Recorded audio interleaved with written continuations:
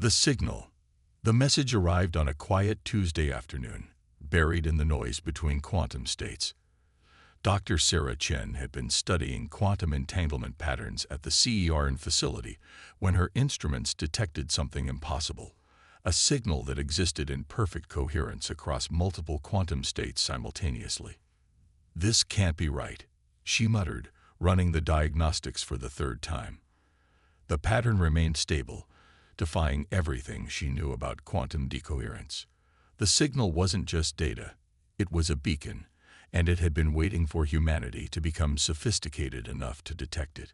Within hours, similar reports flooded in from quantum research facilities worldwide. The message was the same everywhere. To the children of Earth, you have begun to see. We have waited long. The architects, as they called themselves, had seeded Earth with human potential millions of years ago. They weren't our creators, they were our gardeners, cultivating something unique in the galaxy, a species that could consciously influence quantum probability. Admiral James Rodriguez stood before the United Nations Security Council 3 days later, his weathered face grave, as he delivered news that would reshape human history. The signal included technical specifications for a quantum communication device.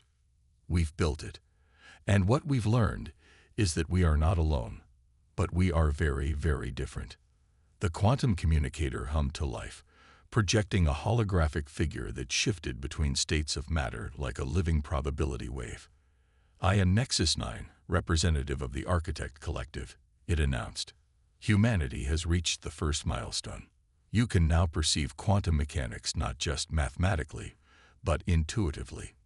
This is unique among all known species." Dr. Chen found herself appointed as humanity's primary scientific liaison with the architects. "But why us?" she asked during one of their early communications. "Why did you choose Earth?" Nexus 9's form rippled with what might have been amusement. "Choose? Dear Doctor, we didn't choose Earth. We discovered you. And what we discovered was remarkable. A species whose consciousness naturally interacts with quantum probability fields. Every human decision, every choice, ripples across quantum states. You don't just observe quantum mechanics. You participate in it." The revelation sparked a global renaissance in human understanding.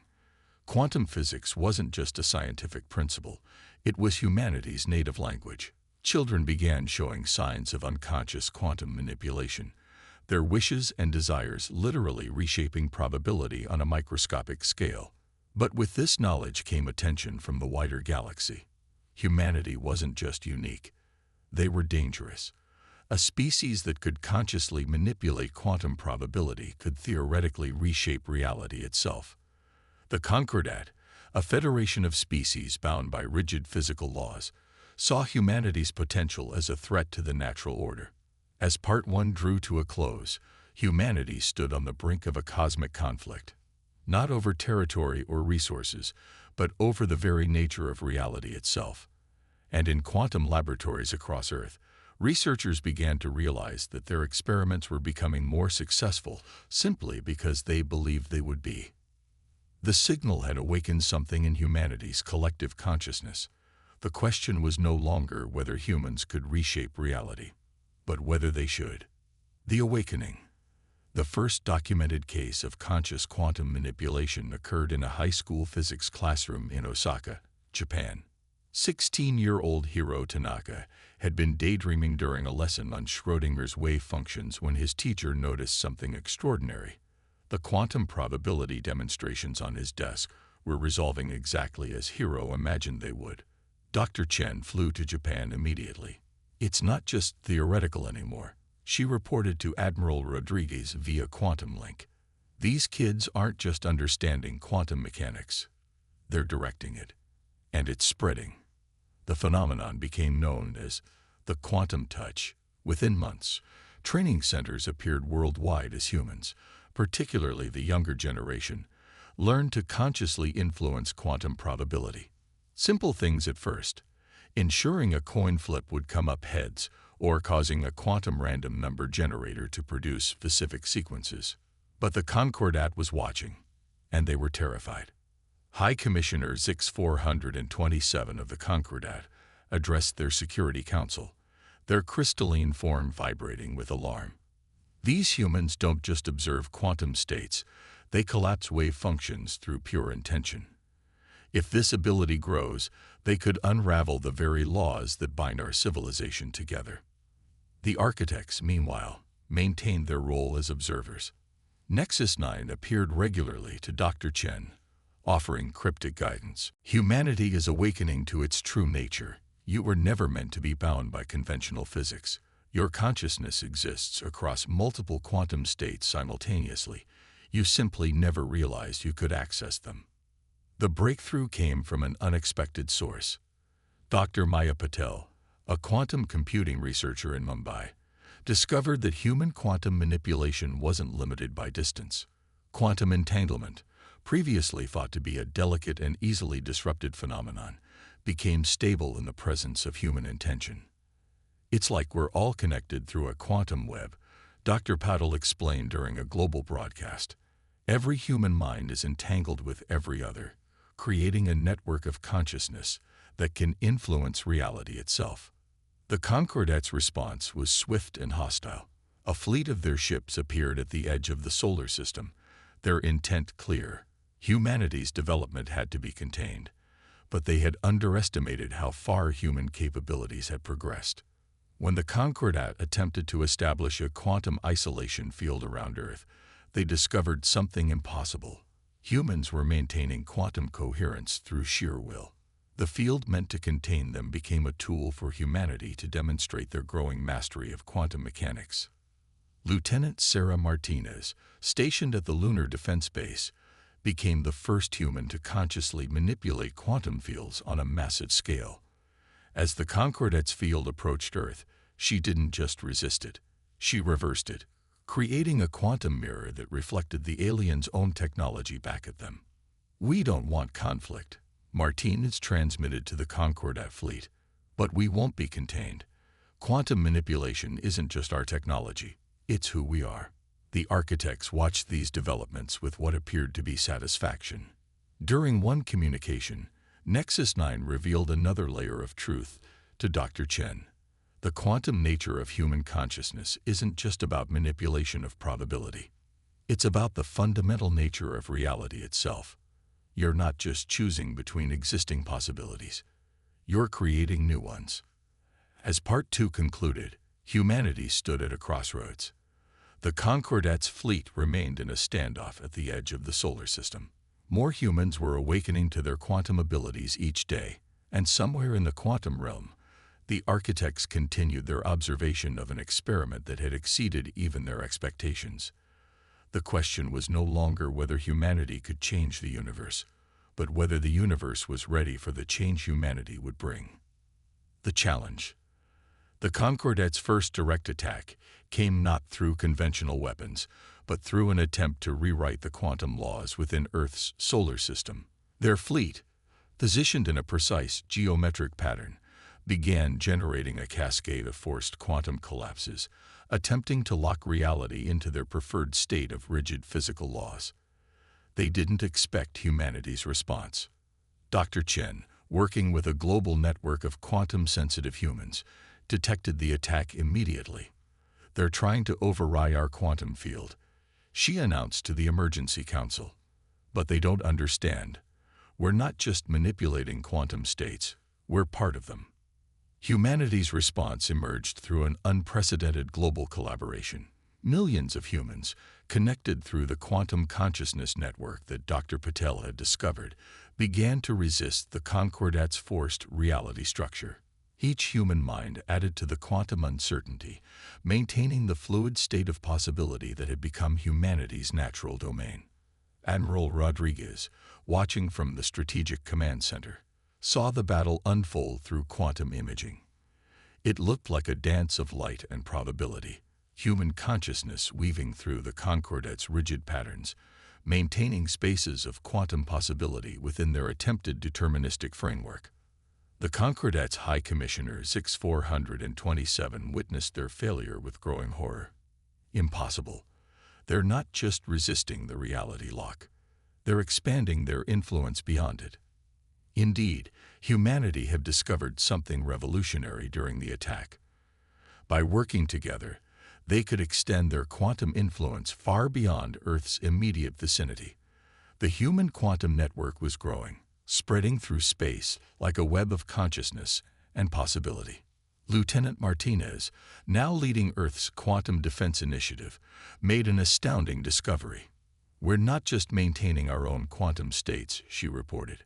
"We're actually teaching other species how to access their own quantum potential. The rigid reality the Concordat enforces, it's artificial. All consciousness has quantum properties. They've just been suppressed." This revelation sent shockwaves through the galactic community. Several species within the Concordat began showing signs of quantum awakening, their own consciousness beginning to ripple through probability space. The Concordat's authority, based on maintaining the strict deterministic universe, was crumbling. The architects chose this moment to reveal another truth. Nexus 9 appeared before a joint session of Earth's Quantum Council, its form more stable than ever before. The Concordat's fear is based on a fundamental misunderstanding. They believe quantum manipulation leads to chaos. What humanity has discovered is quite the opposite. It leads to a deeper order, one based on consciousness and connection rather than rigid laws. But the Concordat wouldn't surrender their control easily. Their fleet regrouped, preparing for a more conventional attack. What they didn't realize was that humanity's quantum awakening had implications for traditional warfare as well. "They still think in terms of certainties," Dr. Chen explained to the Defense Council. "Their weapons, their strategies, they're all based on predictable cause and effect. But we now exist in a state of quantum superposition. Their certainty is our advantage." When the Concordat launched their attack, they found their weapons affected by quantum uncertainty on a massive scale. Missiles existed in states of both launching and not launching. Energy beams diffracted through probability space. Their carefully planned assault dissolved into quantum possibility. Humanity's counter-response was equally stunning. Led by Lieutenant Martinez and a team of quantum-sensitive operators, Earth's defense forces didn't just avoid the Concordat's attacks.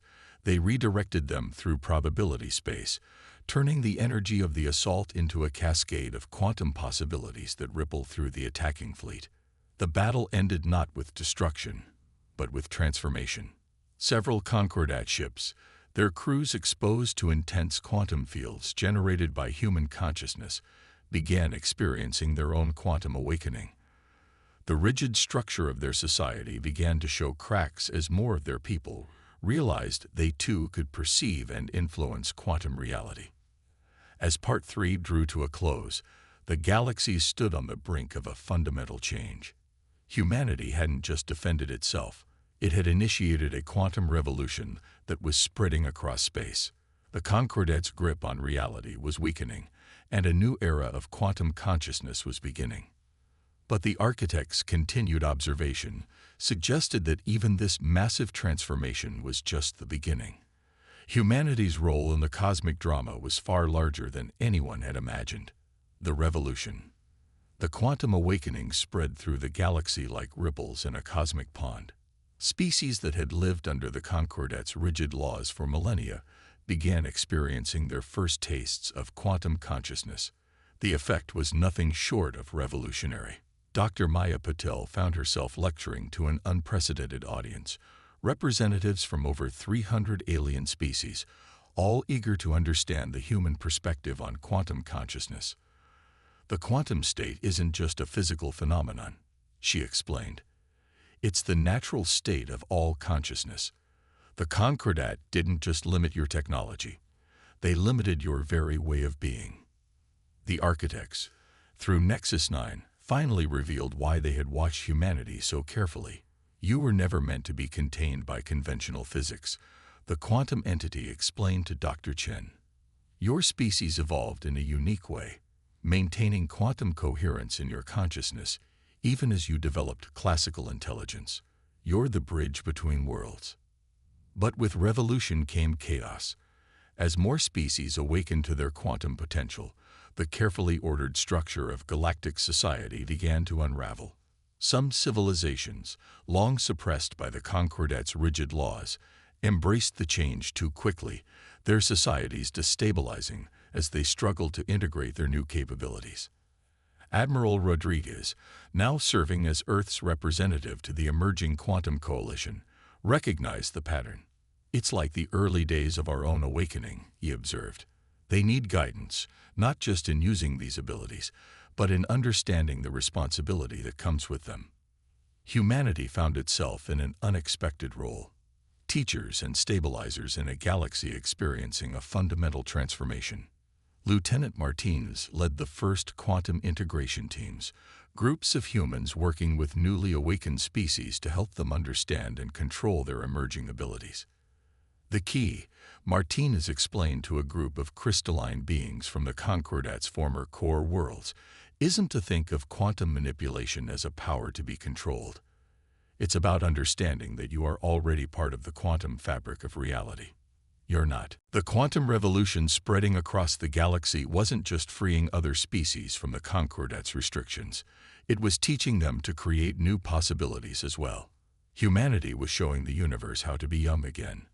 Dr. Chen watched as the quantum fields around Earth pulsed with new patterns, possibilities that had never existed before, realities that were being born from human imagination and consciousness. "We're not just participants in reality," she realized. "We're its regenerators." The architects' long vigil was ending. They had preserved reality long enough for humanity to awaken to its true nature. Now, as the quantum revolution spread across the galaxy, they could finally rest. "The future is no longer about maintaining what exists," Nexus 9 said, its form beginning to fade into the quantum fabric of reality. "It's about creating what has never been." This is humanity's gift to existence itself, the ability to be truly new. As the architects departed, dissolving into the quantum possibility space they had guarded for so long, humanity faced its greatest challenge yet. They were no longer just a species among many in a vast galaxy. They were the gardeners of reality itself, teaching the universe how to grow again. The story of humanity's destiny hadn't ended. It had only just begun. In quantum observatories across the galaxy, new possibilities continued to bloom, reality itself expanding with each human thought, each creative impulse, each moment of chaos and inspiration. And somewhere in the quantum realm, in states of both existence and non-existence, the architects watched their successors take up the task of nurturing reality itself, knowing that the universe was, at last, in capable hands. The end. Changing the universe. You're allowing it to exist in its natural state of possibility. The Concordats' remaining leadership made one final attempt to maintain their version of reality. They activated ancient technology hidden in the cores of thousands of worlds, devices designed to force quantum collapse on a galactic scale. Their plan was to lock reality into a single, deterministic pattern forever. What they didn't expect was the response from their own people. Billions of beings, newly awakened to their quantum nature, resisted the forced collapse. The human quantum network, now expanded through the teachings of the integration teams, provided a framework for this resistance. Reality itself seemed to shiver as consciousness and quantum mechanics fought against artificial constraints.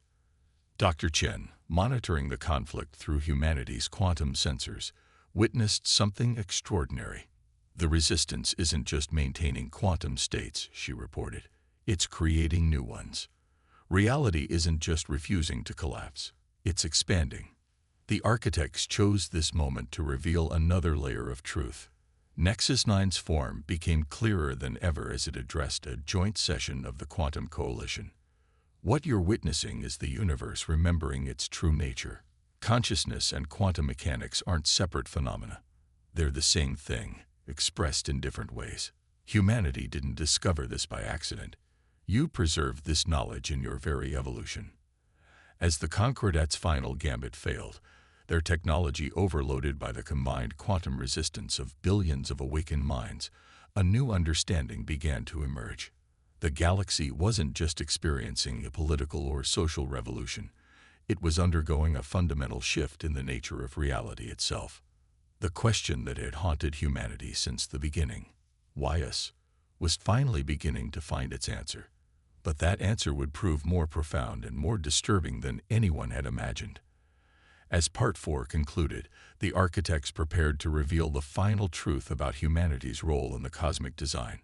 The galaxy held its breath, existing in a state of both transformation and anticipation, as the ultimate purpose of humanity's quantum nature stood ready to be revealed. The synthesis, the truth, when it finally emerged, was both simpler and more profound than anyone had imagined. The architects hadn't just been watching humanity. They had been waiting for humanity to become what they themselves could not. Dr. Sarah Chen stood in the quantum observatory, watching reality itself shimmer with possibility, when Nexus 9 appeared for what would be their final conversation. The quantum entity's form was different now, more fundamental, as if it were made from the basic fabric of reality itself. The universe, Nexus 9 began, is dying. Not in the way your physicists predicted, with a heat death or a big crunch, but in a more fundamental way. It's losing its ability to create new possibilities. The revelation stunned the assembled representatives of Earth's Quantum Council. Admiral Rodriguez was the first to find his voice. But everything we've seen, the quantum awakening, the spreading of consciousness across the galaxy, is the universe's attempt to save itself. Nexus 9 completed. We, the architects, are not creators. We are what remains of the universe's last iteration, the final survivors of a reality that had exhausted all its possibilities. Dr. Maya Patel, who had been analyzing quantum patterns across the galaxy, suddenly understood. The quantum nature of human consciousness, it's not just about manipulating probability. It's about creating new possibilities where none existed before. Yes, Nexus 9 confirmed. Every human choice, every decision, every creative thought generates new quantum states, new possibilities. You don't just select from existing possibilities. You create new ones. This is what makes you unique in all of reality. Lieutenant Martinez, attending via quantum link from a distant integration mission, asked the question everyone was thinking. But why didn't you create this capability yourselves? The answer came not in words, but in a direct quantum transmission that revealed the truth in all its complexity. The architects were the ultimate expression of ordered reality, beings of pure quantum manipulation who had achieved perfect control over probability itself. But with that perfection came stagnation. They could manipulate the quantum fabric of reality, but they could not expand it. We needed something unpredictable, Nexus 9 explained. A species that could maintain quantum coherence while remaining fundamentally chaotic and creative. We didn't engineer humanity. We discovered you, emerging by chance in a universe we thought had run out of chances. The implications were staggering. Humanity's quantum awakening wasn't just about transforming galactic civilization.